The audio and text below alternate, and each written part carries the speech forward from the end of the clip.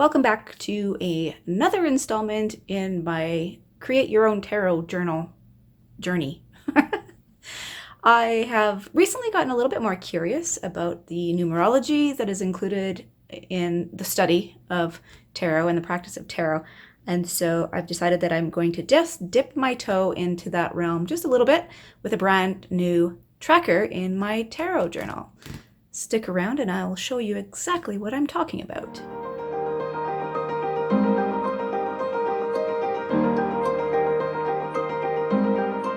So this is my tarot journal that I started a couple of months ago. And if you want to see the beginning of this, the start of creating this very personalized journal, I will link that right there for you to go take a look at that. But I have been just in an ongoing study of tarot, and this week I have decided to, oh, I took it out, hang on. This week I've decided to introduce a new spread into my practice. Because it's the beginning of a new month, it kind of lended itself to a perfect opportunity to do that. So this is my title page. As always, I have penciled everything in before I started. This is my palette. I am going for a bit of a woodland theme. And to be honest with you, it's not something that I pre-planned. It's something that happened when I was sketching out my title page. I started doing this kind of, it was very meditative, just putting stripes. I don't know if you can see that. I was just putting stripes around the title. And when I was finished putting all those stripes in and took a look at it again, it looked very much like wood grain. I'm gonna speed up this video and you can follow along.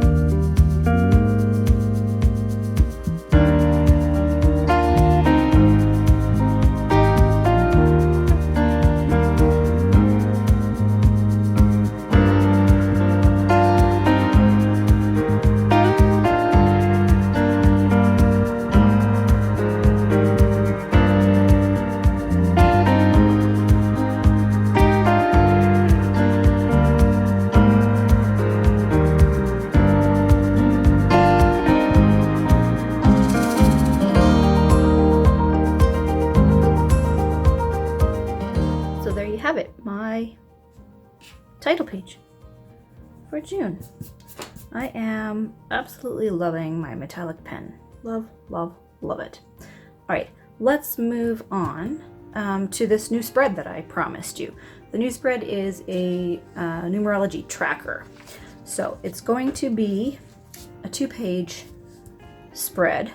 It is 8.5 inches tall by 8 inches wide each sheet. What I've done is I've fit the major arcana cards. The top of the chart lists the cards across, and the vertical edge of the chart lists the days of the month of June 1 through 30.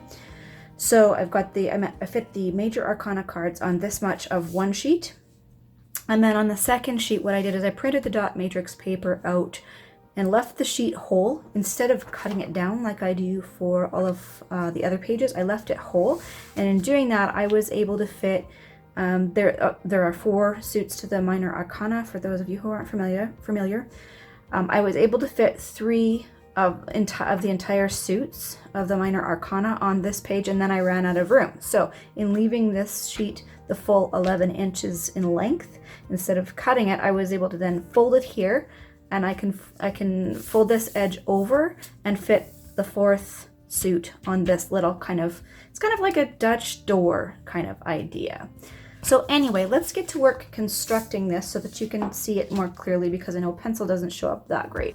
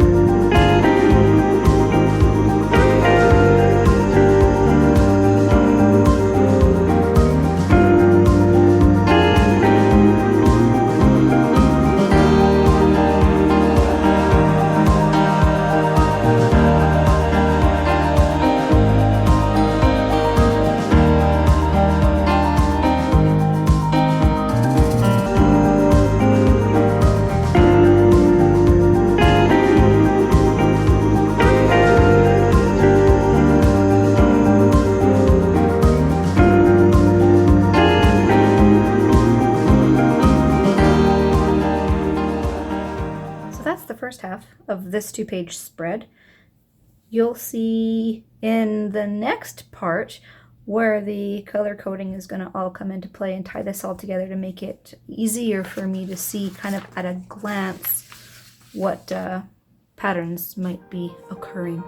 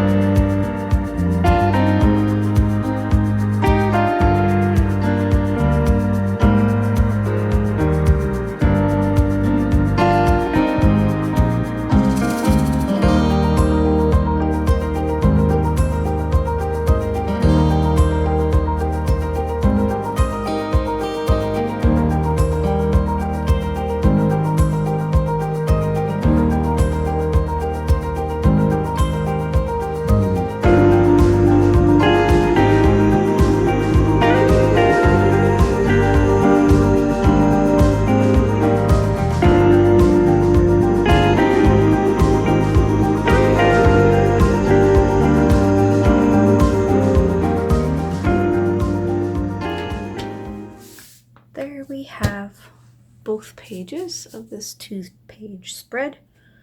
The key here to help me keep track of where everything needs to go when I'm tracking. And so what I'll do is just whatever cards I draw in my reading on a particular day, I will mark them down. So if today's reading will get, I'll gray out the square wherever the cards were in that reading. And this way over time I'll be able to see if there are any patterns emerging in the cards that I'm not noticing, because I do have, like I said, a terrible short-term memory. So there, that's it. Hope you enjoyed this video. If you did, give it a thumbs up, and you know all the stuff to do, and we'll see you next time. Take care, friend. Bye.